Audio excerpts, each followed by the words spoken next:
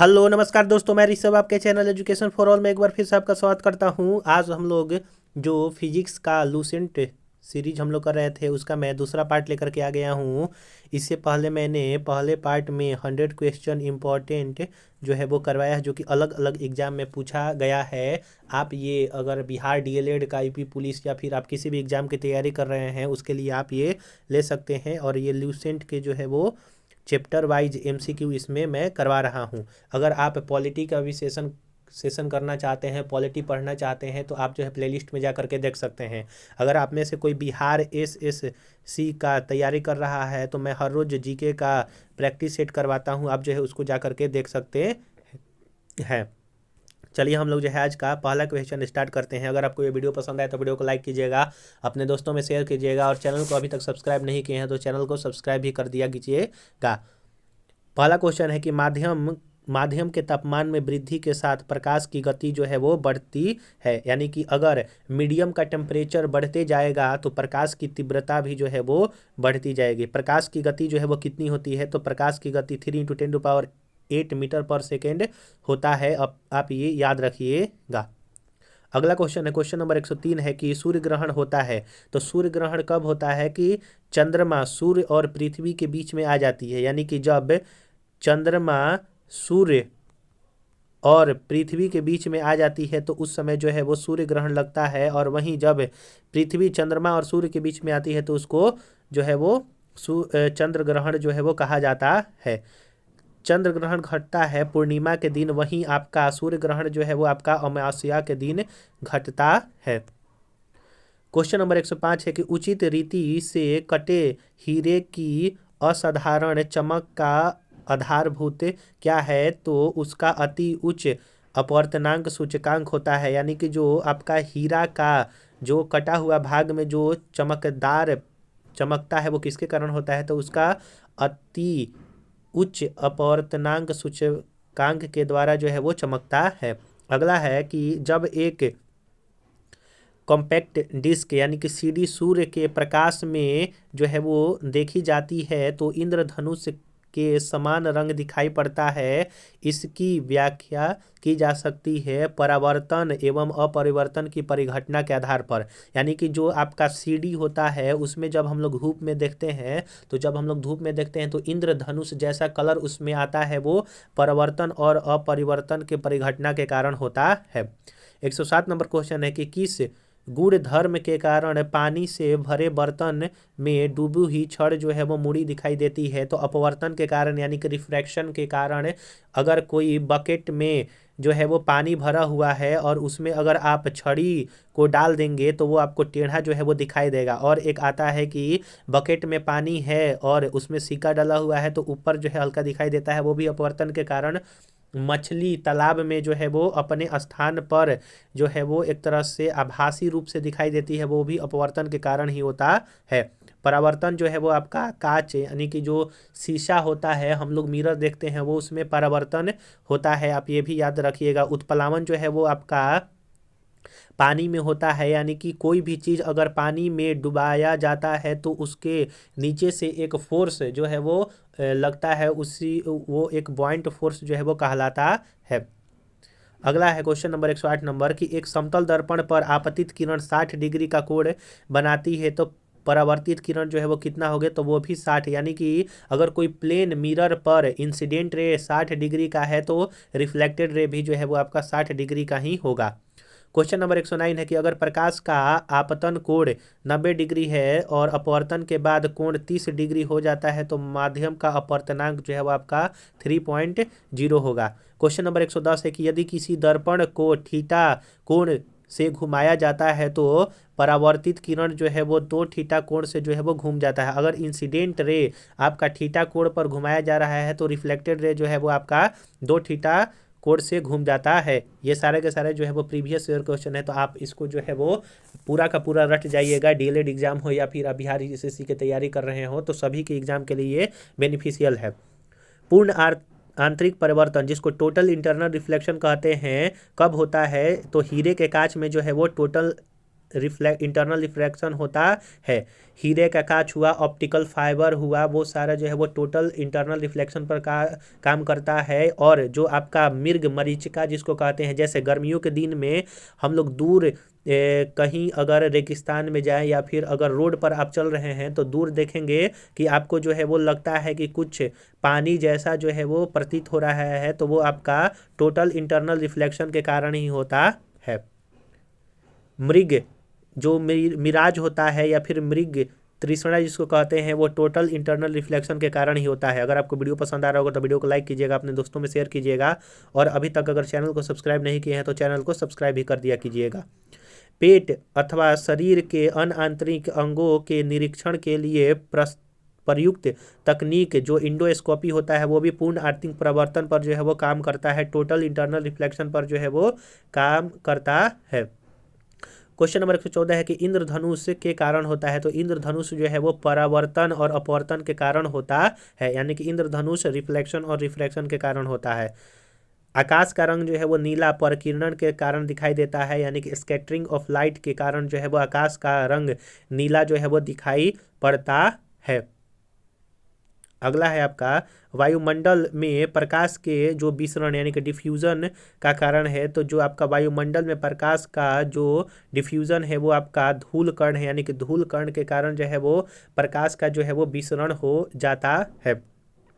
जो आपका carbon dioxide है, अगर आपका सॉलिड कार्बन डाइऑक्साइड को जो है वो शुष्क बर्फ जो है वो कहा जाता है, जिसको इंग्लिश में ड्राई आइस कहते हैं।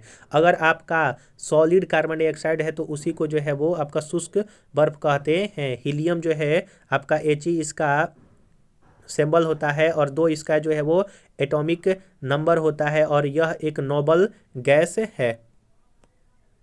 117 नंबर क्वेश्चन है कि खतरे के संकेत के लिए लाल प्रकाश का प्रयोग किया जाता है, क्योंकि इसका प्रकीर्णन जो है वो सबसे कम होता है, यानी कि लाल रंग का जो प्रकाश होता है इसका जो प्रकीर्णन होता है सबसे कम होता है, इसका जो तरंग दैर्घ्य है वो सबसे ज़्यादा होता है, और इसका जो विचलन होता है बहुत ही कम होता है। वहीं बैंगनी रंग का जो है वो विचलन सबसे ज़्यादा होता है, और उसका तरंग दैर्घ्य भी सबसे कम होता है। क्वेश्चन नंबर 118 है कि समुद्र नीला प्रतीत होता है आकाश के परावर्तन तथा जल के कणों द्वारा प्रकाश के प्रकीर्णन द्वारा, यानी कि जो समुद्र है वो नीला क्यों दिखाई देता है, तो आकाश का परावर्तन के कारण और जल में जो कण होते हैं उसमें प्रकीर्णन के कारण जो है आकाश नीला दिखाई देता है। अस्त होते समय सूर्य लाल दिखाई देता है प्रकीर्णन के कारण, यानी कि अस्त होते समय सूर्य लाल दिखाई देता है, और जब सनराइज होता है तो उस समय भी सूर्य लाल दिखाई देता है, वो प्रकीर्णन के कारण जो है वो ऐसा होता है। क्वेश्चन नंबर 120 है कि साबुन के पतले झाग में चमकदार रंगों का बनना किस परिघटना का परिणाम है, तो बहुलित परावर्तन और व्यतिकरण, यानी कि रिफ्लेक्शन और आपका व्यतिकरण के कारण जो आपका साबुन का जो झाग बनता है ऐसे बुलबुला टाइप में, तो उसमें जो है वो चमकने का कारण जो है वो परावर्तन और व्यतिकरण है, आप ये भी याद रखिएगा।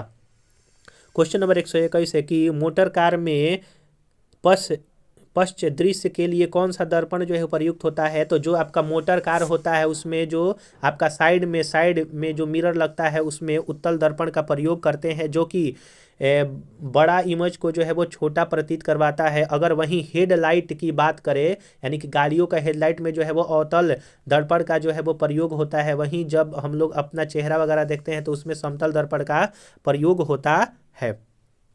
आशा करूँगा कि आपको हर चीज़ जो है वो समझ में आ रहा होगा। अगर आपको थोड़ा सा भी कुछ भी इसमें समझ में आ रहा होगा तो आप जो है वीडियो को लाइक कीजिएगा, अपने दोस्तों में शेयर कीजिएगा, और अभी तक चैनल को सब्सक्राइब नहीं किए हैं तो चैनल को सब्सक्राइब भी कर दीजिएगा। अगर आप ऐसा ही वीडियो जो है वो चाहते हैं तो आप चैनल पर विजिट करें। मैंने जो है वो डीएलएड से संबंधित और यूपी पुलिस से संबंधित हिंदी जो है वो विलोम शब्द पर्यायवाची शब्द जो है वो करवाया है। फिर उसके बाद मैंने जो है वो पॉलिटी सेक्शन करवाया है, हिस्ट्री मैंने टोटल करवा दिया है, और साइंस में जो है वो मैंने केमिस्ट्री को करवाया है। मैं जो है एक लूसेंट सीरीज स्टार्ट किया हूँ जिसमें मैं इम्पॉर्टेंट टॉपिक और आपका सब्जेक्ट वाइज जो है वो क्वेश्चन आंसर करवा रहा हूँ। अभी फिलहाल जो है वो बायोलॉजी से संबंधित जितने इंपॉर्टेंट टॉपिक है उसको मैं कवर कर रहा हूँ, तो आप उसको भी जा करके देख सकते हैं। लूसेंट रिवीजन नाम से एक जो है वो आपका प्लेलिस्ट बना होगा।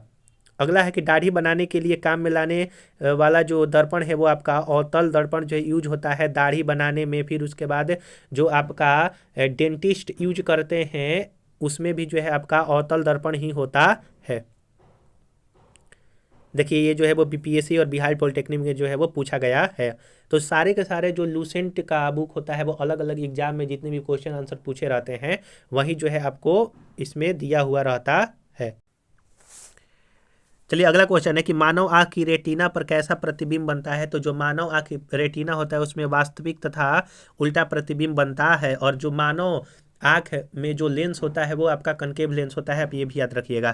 क्वेश्चन नंबर 124 है कि 1.5 मीटर लंबे व्यक्ति को अपना संपूर्ण प्रतिबिंब जो है वो दर्पण में देखना है तो उसका न्यूनतम लंबाई जो है वो कितना होगा, तो 0.25। यानी कि देखिए मान लीजिए अगर आपका जो है वो हाइट आपका क्या है 5 फीट है, या फिर आप 5 मीटर जो है वो लंबे हाइट हैं, तो अगर आपको पूरा अपना इमेज देखना है तो आपको इसका आधा यानी कि 2.5 मीटर का अगर आप मिरर लाइएगा तो आपका 5 मीटर का जो है वो लंबाई दिखेगा। आशा करूंगा कि आपको समझ में आया होगा। क्वेश्चन नंबर 125 है कि जब कोई वस्तु दो समांतर समतल दर्पणों के बीच रखी जाती है तो बने हुए प्रतिबिंबों की संख्या जो है वो अनंत होती है। यानी कि दो समतल दर्पण है, इसमें जो है वो आपका वो भी समांतर जो है वो दो समांतर समतल दर्पण को रखा गया है तो उसमें जो प्रतिबिंब बनेगा वो आपका इनफाइनाइट यानी कि अनंत जो है वो बनेगा। पानी में हवा का बुलबुला वैसे ही काम करेगा जैसे जो है वो अवतल लेंस की तरह काम करेगा। यानी कि अवतल लेंस में जैसा पानी का जो है वो बुलबुला काम करता है वैसे ही हवा का बुलबुला आपका पानी में काम करेगा। धूप के चश्मे का जो क्षमता होता है वो 0 डायोप्टर होता है, यानी कि इसमें कोई भी पावर नहीं होता है। पावर का जो है इकाई वही डायोप्टर कहलाता है। 128 नंबर क्वेश्चन है कि यदि किसी एनक के लेंस का पावर +2 डायोप्टर हो तो इसके फोकस दूरी जो है वो आपका 50 सेंटीमीटर होता है। एफ बराबर जो होता है वो 1/p या फिर p बराबर 1/f जो है आपका फॉर्मूला होता है। क्वेश्चन नंबर 129 है कि किसी अपारदर्शी वस्तु का रंग उस रंग के कारण होता है उसे जो है वो परावर्तित नहीं करता है। क्वेश्चन नंबर 130 है कि लाल कांच को अधिक ताप पर गर्म करने पर वह आपका हरा दिखाएगा। यानी कि अगर लाल कांच है उसको ज़्यादा अगर गर्म कर दिया जाएगा तो वो हरा दिखाई देगा। अगला है आपका क्वेश्चन 131 का प्रकाश का रंग निश्चित किया जाता है। तो प्रकाश का रंग जो है वो आपका तरंगदैर्घ्य के द्वारा जो है वो निश्चित किया जाता है। मूल तीन रंग है जिसको प्राथमिक रंग कहते हैं उसको वो नीला, हरा और लाल है। नीला, हरा, लाल जो है वो प्राथमिक रंग कहा जाता है। 133 नंबर क्वेश्चन है कि सबसे कम तरंगदैर्घ्य वाला प्रकाश जो है वो बैंगनी है और सबसे ज़्यादा तरंगदैर्घ्य वाला प्रकाश जो है आपका लाल है। 134 नंबर क्वेश्चन है कि जब प्रकाश के लाल, हरा व नीला रंगों को समान अनुपात में मिलाया जाता है तो जो परिणामी रंग होता है वो आपका सफ़ेद होता है। यानी कि जब लाल, हरा और नीला को एक में मिलाया जाता है तो जो रंग निकल कर आता है वो आपका सफ़ेद रंग जो है वो निकल करके आता है। 135 नंबर क्वेश्चन है कि कमरे में किस प्रकार का लेंस उपयोग किया जाता है। तो जो आपका कैमरा होता है, कैमरा में जो है वो उत्तल लेंस का जो है वो प्रयोग किया जाता है। 136 नंबर क्वेश्चन है कि आइरिस का क्या काम है। तो आँख में जाने वाले प्रकाश की मात्रा को नियंत्रण करना जो है वो आपका आइरिस का काम है जो कि आँखों में होता है। निकट दृष्टि दोष से पीड़ित व्यक्ति के चश्मे में क्या प्रयोग होता है। तो जो आपका मायोपिया वाले व्यक्ति होते हैं, निकट दृष्टि दोष वाले व्यक्ति होते हैं, उसमें जो है वो अवतल लेंस होता है। वहीं दूर दृष्टि वाले जो व्यक्ति होते हैं उनमें जो है वो उत्तल लेंस जो है वो लगाया जाता है। आशा करूंगा कि दोनों क्वेश्चन आपको समझ में आया होगा। दूरबीन का आविष्कार जो है वो किसने किया था। तो गैलीलियो ने जो है वो दूरबीन का जो है वो आपका आविष्कार किया था। अगर आपको वीडियो पसंद आ रहा होगा तो वीडियो को लाइक कीजिएगा, अपने दोस्तों में शेयर कीजिएगा, और अभी तक अगर आपने चैनल को सब्सक्राइब नहीं किया है तो मैं आपसे निवेदन करूंगा कि चैनल को भी सब्सक्राइब कर दिया कीजिए, क्योंकि वीडियो बनाने में मेहनत लगता है तो आप जो है वो इतना कर ही सकते हैं। मुझे जो है आप पर विश्वास है कि आप लोग जो है इसको शेयर जरूर कीजिएगा, अपने व्हाट्सअप स्टेटस पर जरूर लगा दीजिएगा। 140 नंबर क्वेश्चन है कि आँख की रेटिना की परंपरागत कैमरा में निम्नलिखित में से किस भाग से तुलना की जाती है। तो फिल्म, यानी कि जो कैमरा में आपका फिल्म होता है वो आँख के लेंस से जो है वो तुलना की जाती है। आप जो है याद रखिएगा। अगला है आपका 141 नंबर की किसी आवेशित चालक का संपूर्ण आवेश जो है वो बाहरी पृष्ठ पर रहता है, यानी कि कोई भी आवेशित यानी कि कोई भी चालक जो कंडक्टर है वो आपका चार्ज है तो उसका संपूर्ण जो आवेश होगा चार्ज होगा वो बाहरी पृष्ठ पर जो है वो आपका रहेगा। अगला क्वेश्चन है आपका 142 नंबर की वस्तु का आवेशन किसके स्थानांतरण के फल स्वरूप होता है। तो जो वस्तु का आवेशन किसी भी वस्तु पर आवेश रहता है या फिर नहीं रहता है वो इलेक्ट्रॉन जो है वो सारा का सारा निर्धारण करता है कि किस पर पॉजिटिव चार्ज होगा, किस पर जो है वो निगेटिव चार्ज होगा, वो आपका इलेक्ट्रॉन करेगा। इलेक्ट्रॉन जो है वो आपका निगेटिव चार्ज है, प्रोटॉन जो है वो पॉजिटिव चार्ज है, न्यूट्रॉन पर जो है वो कोई भी चार्ज नहीं होता है।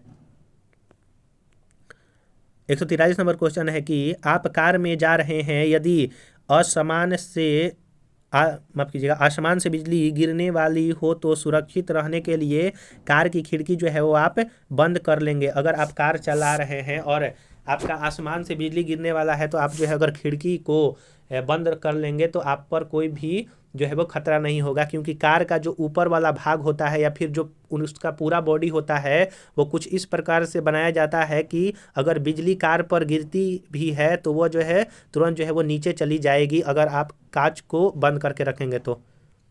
क्वेश्चन नंबर 144 है कि दो स्थिर आवेशों के बीच लगने वाला बल उनकी मात्राओं के गुणनफल के अनुक्रमानुपाती तथा उनके बीच की दूरी के वर्ग के व्युत्क्रमानुपाती होता है। यह नियम जो है वो कूलाम का नियम होता है। जैसे m1 m2 बटा में आर स्क्वायर जो होता है F directly proportional to m1 into m2 बटा में आर स्क्वायर होता है और जी यहाँ पर एक कांस्टेंट हटता है जब ये प्रोपोर्शनल का साइन हटता है तो कूलाम का नियम जो है यह कहता है। ओम का नियम जो है वो आपका v बराबर जो है वो आई आर आपका जो है वो नियम है। क्रिचॉप्स का जो है वो दो नियम होता है, एक करेंट नियम होता है और एक जो है आपका चार्ज का नियम होता है। फैराडे का भी जो है एक अलग नियम होता है। 145 नंबर क्वेश्चन है कि किसी विद्युत परिपथ में इकाई धन आवेश को एक बिंदु से दूसरे बिंदु तक ले जाने के लिए किए गए कार्य द्वारा जो मापा जाता है उन बिंदुओं के बीच को जो है वो विभवांतर कहते हैं, जिसको पोटेंशियल डिफरेंस कहा जाता है। यानी कि यहाँ पर ए और बी के बीच में जो किया गया कार्य होता है इसी को जो है विभवांतर कहते हैं। जो प्रतिरोध होता है इसका जो सिंबल होता है कुछ इस प्रकार से होता है। प्रतिरोध जिसको इंग्लिश में रेजिस्टेंस जो है वो कहा जाता है। धारा को एम्पियर में मापा जाता है, प्रतिरोध को ओम में मापा जाता है, विभवांतर को वोल्टेज में मापा जाता है। 146 नंबर क्वेश्चन है कि सर्वाधिक विद्युत चालकता वाला तत्व जो है वो कौन सा है। तो सबसे ज़्यादा जो चालकता वाला तत्व होता है वो आपका चांदी होता है। अति चालकता का लक्षण क्या है। तो जो अति चालकता का लक्षण है उच्च परागमयता, यानी कि जिस पदार्थ का उच्च परागमयता होता है उसी को अति चालकता जो है वो कहते हैं। सुपर कंडक्टर इसको कहा जाता है। 128 नंबर क्वेश्चन है कि अधातुएं विद्युत की कुचालक होती हैं क्योंकि जो अधातु होता है विद्युत का कुचालक होता है क्योंकि उनमें जो है वो मुक्त इलेक्ट्रॉन नहीं पाए जाते हैं, इसीलिए नॉन मेटल जो है वो विद्युत के कुचालक माने जाते हैं। 149 नंबर क्वेश्चन है कि तांबा मुख्य रूप से विद्युत चालन के लिए प्रयोग किया जाता है क्योंकि इसकी विद्युत प्रतिरोधकता निम्न होती है। 150 नंबर क्वेश्चन है कि आपस में जुड़ी दो आवेशित वस्तुओं के बीच विद्युत धारा नहीं बहती यदि वे जो है वो समान विभव पर रहेंगे। यानी कि अगर कोई दो जो है वो आवेशित वस्तु जो है एक आपस में जो है वो जुड़ा हुआ है तो उसमें विद्युत धारा कब नहीं बहेगी, जब दोनों का जो है वो विभव सेम होगा। यानी कि जैसे दोनों का जो अगर 50 वोल्ट और 50 वोल्ट, जैसे मान लीजिए एग्जाम्पल के तौर पर दोनों पर 50 वोल्ट और 50 वोल्ट का आपका विभव है तो दोनों में जो है आपका धारा जो है वो आपका उत्पन्न नहीं होगा या फिर एक दूसरे का आर पार नहीं करेगा। 151 नंबर क्वेश्चन है कि प्रत्यावर्ती धारा इसको एसी अल्टरनेटिव करंट कहते हैं, को दृष्ट धारा जिसको डायरेक्ट करंट कहते हैं अगर परावर्तित करना हो। यानी कि एसी को डीसी में परावर्तित जो है वो रेक्टिफायर करता है, वहीं डीसी को एसी में जो परावर्तित करता है वो आपका इन्वर्टर करता है। अगर आपको वीडियो पसंद आ रहा होगा तो आप जो वीडियो को जरूर से जरूर लाइक कीजिएगा, अपने दोस्तों में शेयर कीजिएगा और अभी तक चैनल को सब्सक्राइब नहीं किए हैं तो चैनल को सब्सक्राइब भी कर दिया कीजिएगा। अगर आप हिंदी देखना चाहते हैं तो आप चैनल पर विजिट करके आप जो है वो बहुत सारा जो है वो डीएलएड का जो है वो पढ़ा हुआ है हिंदी का वीडियो आप जो है जा करके देख सकते हैं। 152 नंबर क्वेश्चन है कि विद्युत फिटिंग में एक तार को भू संपर्कित किया जाता है, इसका कारण है कि यदि लघु पथ यानी कि शॉर्ट सर्किट हो जाए तो धारा भूमि में जो है वो चली जाएगी, इसीलिए जो है वो आपका विद्युत फिटिंग्स में एक तार को जो है वो अर्थ कर दिया जाता है। विभवांतर का जो है मात्रक आपका वोल्ट होता है, कुलाम जो है आपका चार्ज का होता है, ओम जो है आपका रेजिस्टेंस का होता है, एम्पियर जो है वो करंट का होता है। एक आदर्श वोल्ट मीटर का प्रतिरोध जो है वो अनंत होता है, यानी कि जो आइडियल आपका वोल्ट मीटर होता है उसका प्रतिरोध अनंत होता है। रेजिस्टेंस को जो है वो ओम में मापा जाता है। घरों में लगे पंखे बल्ब आदि को जो है वो समांतर क्रम श्रेणी में जो है वो लगाया जाता है, यानी कि पैरेलल कनेक्शन में जो घर में वायरिंग होता है वो पैरेलल कनेक्शन में होता है बल्ब पंख आदि। 157 नंबर क्वेश्चन है कि किसी चालक के सिरों के बीच विभवांतर उसमें बहने वाली धारा के समानुपाती होता है, यह नियम जो है आपका ओम का नियम कहलाता है। विशिष्ट प्रतिरोध का एसआई मात्रक जो है वो आपका ओम मीटर होता है। जो विशिष्ट यानी कि जो स्पेसिफिक जो होता है रेजिस्टेंस उसका जो है वो ओम मीटर होता है आपका एसआई यूनिट।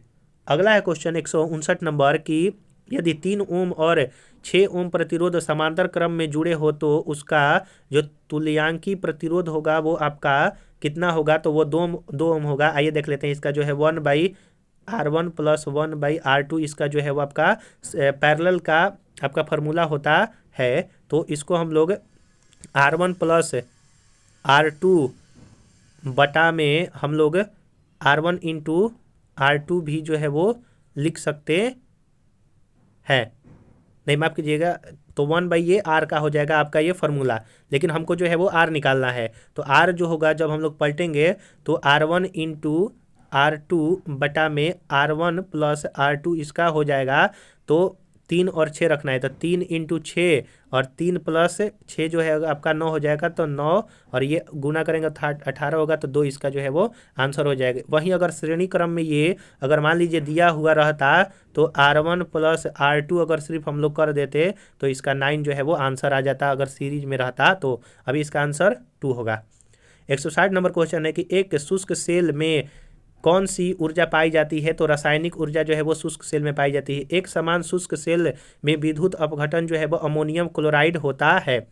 एक कार बैटरी में प्रयुक्त जो विद्युत अपघटन होता है वो सल्फ्यूरिक एसिड होता है। जो आपका कार बैटरी होता है उसमें सल्फ्यूरिक एसिड पाया जाता है, वहीं आपका शुष्क सेल में विद्युत अमोनिया क्लोराइड जो है वो पाया जाता है। जो वोल्टिक सेल होता है इसका आविष्कार जो है वो एलिजांड्रो वोल्टा ने जो है वो किया था।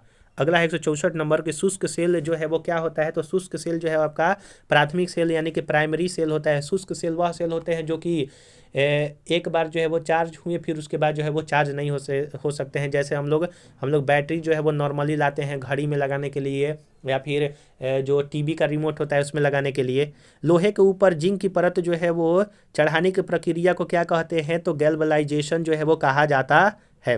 यानी कि जो लोहे के ऊपर जिंक का जो परत होता है वो गैल्वेनाइजेशन कहलाता है। 166 नंबर क्वेश्चन है कि वैद्युत अपघटन संबंधी नियम आपका किसने प्रतिपादित किया था, तो वैद्युत अपघटन संबंधी नियम जो है वो फैराडे ने प्रतिपादित किया था।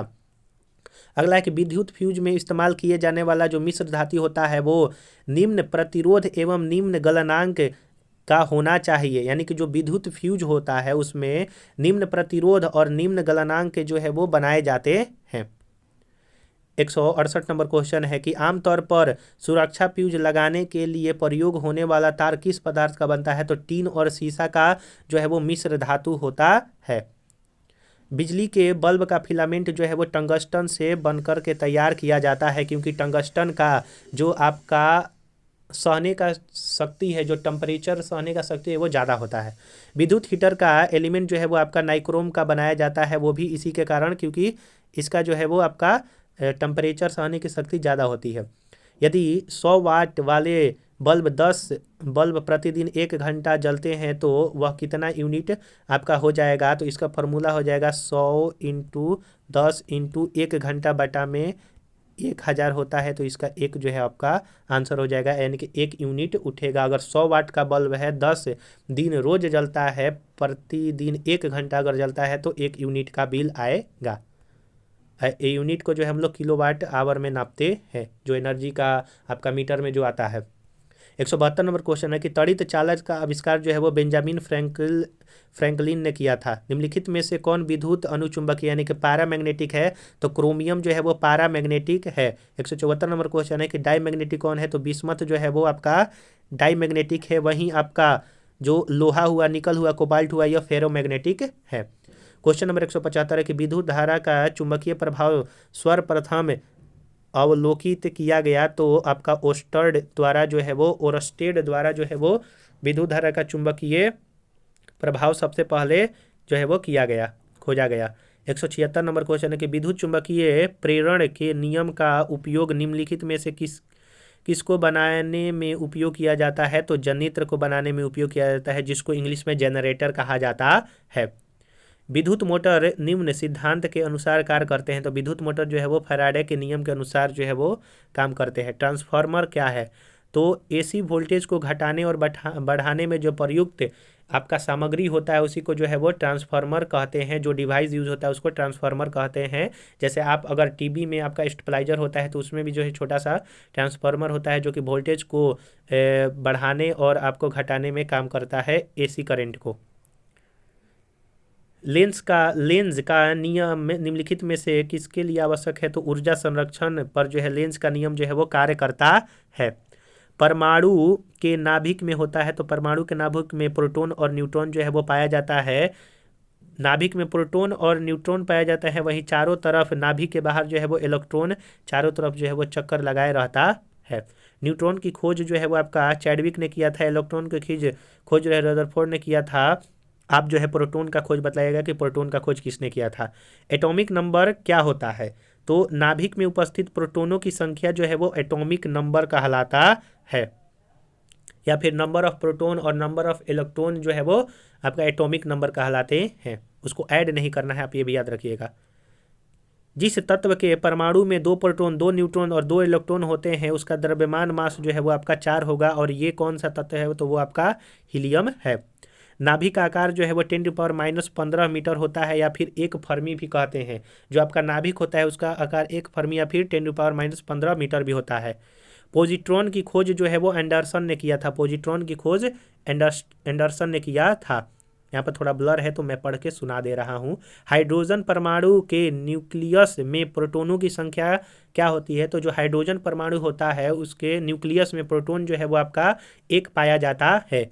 इलेक्ट्रॉन की खोज किसने किया था? तो थॉमसन ने इलेक्ट्रॉन की जो है वो खोज किया था। इलेक्ट्रॉन वहन करता है, तो इलेक्ट्रॉन एक यूनिट जो है वो ऋणावेश यानी कि इलेक्ट्रॉन पर निगेटिव चार्ज होता है, धनावेश जो है वो आपका प्रोटॉन पर होता है। वहीं आपका जो जिस पर आवेश नहीं होता है वो आपका न्यूट्रॉन कहलाता है। 189 नंबर क्वेश्चन है कि ऐसे परमाणु जिनके परमाणु क्रमांक समान परंतु परमाणु द्रव्यमान भिन्न भिन्न होते हैं उसको समस्थानिक कहते हैं। यानी कि ऐसे आपके परमाणु जिनके परमाणु क्रमांक समान होते हैं, जो परमाणु क्रमांक होते हैं यानी कि जो एटॉमिक नंबर होता है सेम होता है लेकिन उसका द्रव्यमान अलग अलग होता है, उसको समस्थानिक कहते हैं। जैसे हाइड्रोजन के जो है वो समस्थानिक को आइसोटॉप्स कहा जाता है इंग्लिश में। हाइड्रोजन के 3 आइसोटॉप्स है, एक H1, एक 2H जो है वो होता है और एक जो है वो 3 होता है। यानी कि आपका 3 जो है वो हाइड्रोजन का है, कार्बन का जो है वैसे ही 3 जो है आपके हैं।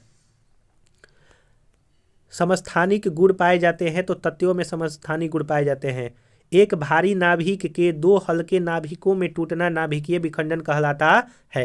यानी कि जो नाभिकीय विखंडन होता है, एक भारी नाभिक जब 2 या 2 से अधिक छोटे छोटे कणों में टूटते हैं, छोटे छोटे नाभिक में टूटे, उसको नाभिकीय विखंडन कहते हैं। जैसे नाभिकीय विखंडन पर परमाणु बम काम करता है, वहीं नाभिकीय संलयन जो है वो छोटे छोटे कण मिल करके एक बड़ा परमाणु बनाते हैं, उसको कहते हैं। 2 हल्के नाभिक मिलकर के भारी नाभिक का निर्माण करते हैं, उसको नाभिकीय संलयन कहते हैं। परमाणु बम नाभिकीय विखंडन पर काम करता है, मैंने जो है वो पीछे बतलाया।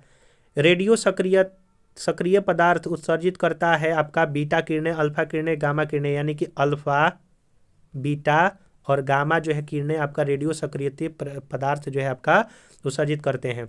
कोबाल्ट 60 आमतौर पर विकिरण चिकित्सा में प्रयुक्त होता है क्योंकि यह उत्सर्जित करता है गामा किरणें, यानी कि जो कोबाल्ट 60 होता है उसमें से गामा किरणें उत्सर्जित करता है और यह चिकित्सा के रूप में जो है वो उपयोग होता है। आप जो कमेंट में बताइएगा कि जो कोबाल्ट 60 है किस डिजीज के लिए उपयोग किया जाता है। अगला क्वेश्चन है कि नाभिकीय रिएक्टर में निम्नलिखित में से किसे मंदक के रूप में प्रयोग किया जाता है, तो ग्रेफाइट को मंदक के रूप में जो है वो प्रयोग किया जाता है। एटॉमिक जो पाइल होता है, परमाणु पाइल का प्रयोग कहाँ होता है, तो नाभिकीय विखंडन के प्रचलन में जो है वो एटॉमिक पाइल का प्रयोग किया जाता है। 198 नंबर क्वेश्चन है कि क्यूरी किसकी इकाई है, तो रेडियो एक्टिव धर्मिता की जो है क्यूरी इकाई है। नाभिकीय रिएक्टर में ऊर्जा उत्पन्न होता है नाभिकीय विखंडन द्वारा। जो नाभिकीय रिएक्टर होता है उसमें जो ऊर्जा उत्पन्न होता है वो आपका, माफ कीजिएगा, नियंत्रित विखंडन द्वारा, यानी कि विखंडन द्वारा ही होता है आपका, जो नाभिकीय विखंडन द्वारा ही, लेकिन वो नियंत्रित होता है, कंट्रोल्ड होता है। 200 क्वेश्चन नंबर है कि नाभिकीय रिएक्टर में भारी जल D2O का जो है वो मंदक के रूप में जो है वो काम करता है। द्रव्यमान ऊर्जा संबंध किसका निष्कर्ष है, तो सापेक्षता का विशिष्ट सिद्धांत का निष्कर्ष है। डायोड वह प्रयुक्ति है जो धारा को एक दिशा में प्रवाहित होने देती है। डायोड जो है वो धारा को एक ही दिशा में प्रवाहित होने देती है। रडार का उपयोग किस लिए जो है वो किया जाता है, तो आपका रडार का उपयोग जहाज, वायुयान आदि को ढूंढने और आपका मार्ग जो निर्देशन के रूप में जो है वो किया जाता है। अगला क्वेश्चन नंबर 204 है कि त्रिविमीय चित्र निम्नलिखित में से किसके द्वारा जो है वो लिया जाता है, तो हेलियोग्राफ। ब्रह्मांड प्रसारित हो रहा है, यह प्रमाण सर्वप्रथम एडविन हब्बल ने जो है वो दिया था। तो ब्रह्मांड प्रसारित हो रहा था ये सबसे पहले एडविन हब्बल ने कहा था। ग्रहों की गति का नियम जो है वो केपलर ने दिया था। 207 नंबर क्वेश्चन है कि पृथ्वी तथा अन्य ग्रह सूर्य के चारों ओर चक्कर लगाते हैं, यह सबसे पहले जो है वो कोपरनिकस ने बतलाया था। 208 नंबर क्वेश्चन है कि ब्रह्मांड में सबसे अधिक मात्रा में कौन सा तत्व पाया जाता है, तो हाइड्रोजन पाया जाता है। तारों व सूर्य की ऊर्जा का स्रोत जो है नाभिकीय संलयन है। तारों व आकाशगंगा का व्यास मापने के लिए प्रयुक्त जो है वो आपका कौन सा इकाई किया जाता है, तो आपका इंटरफेरोमीटर जो है वो प्रयोग किया जाता है। तो हम लोग जो है यहाँ पर आज 210 क्वेश्चन तक हम लोगों ने किया, 100 नंबर से 210 तक। अगला पार्ट में टोटल जो है वो फिजिक्स में ख़त्म कर दूंगा, इसमें 294 क्वेश्चन है। वीडियो ज़्यादा लंबा हो जाएगा, इसीलिए मैं जो है आगे का पोर्शन नहीं करवा रहा हूँ। संडे तक आपको जो है अगला वीडियो मिल जाएगा। अगर आपने पीछे वाला वीडियो नहीं देखा है या फिर आप देखना चाहते हैं तो आप प्लेलिस्ट में जा करके देख सकते हैं। फिर अगर आप हिंदी का बिहार डीएलएड से संबंधित आप चाहते हैं, विलोम शब्द, पर्यायवाची शब्द, वन वर्ड या फिर आपका मुहावरा, ये सारा चीज़ अगर पढ़ना चाहते हैं तो आप जो है वो चैनल पर विजिट कीजिए, वहाँ पर जो है आपको जा करके मिल जाएगा। अगर आप बिहार एसएससी की तैयारी कर रहे हैं तो उसके लिए मैं हर रोज़ 50 जीके का क्वेश्चन आंसर करवाता हूँ, आप जो है जा करके देख सकते हैं। तो चलिए हम लोग जो है अगले वीडियो में मिलेंगे। जाने से पहले अगर आपको ये वीडियो अच्छा लगा हो तो वीडियो को लाइक कीजिएगा, अपने दोस्तों में शेयर कीजिएगा, और अभी तक अगर आपने चैनल को सब्सक्राइब नहीं किया है तो मैं आपसे निवेदन करूंगा कि आप लोग चैनल को सब्सक्राइब कर दिया कीजिए। चलिए हम लोग जो है अगले वीडियो मिलेंगे, तब तक के लिए नमस्कार।